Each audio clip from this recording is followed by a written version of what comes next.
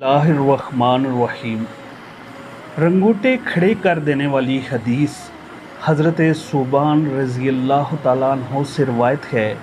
کہ رسول اللہ صلی اللہ علیہ وآلہ وسلم نے ارشاد فرمایا، میں اپنی امت میں سے یقینی طور پر ایسے لوگوں کو جانتا ہوں جو قیامت والے دن اس حال میں آئیں گے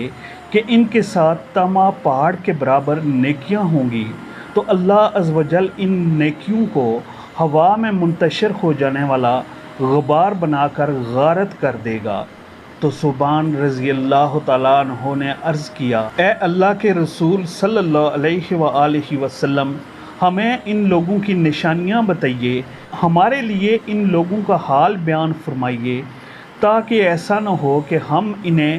جان نہ سکیں اور ان کے ساتھ ہو جائیں۔ تو رسول اللہ صلی اللہ علیہ وآلہ وسلم نے ارشاد فرمایا،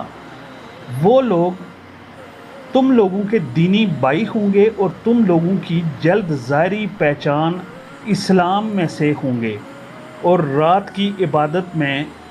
سے اسی طرح حصہ لیں گے جس طرح تم لوگ لیتے ہو، یعنی تم لوگوں کی ہی طرح قیام اللیل کریں گے، لیکن ان کا معاملہ یہ ہوگا کہ جب وہ لوگ اللہ کی حرام کردہ چیزوں اور کاموں کو تنہائی میں پائیں گے تو انہیں استعمال کریں گے۔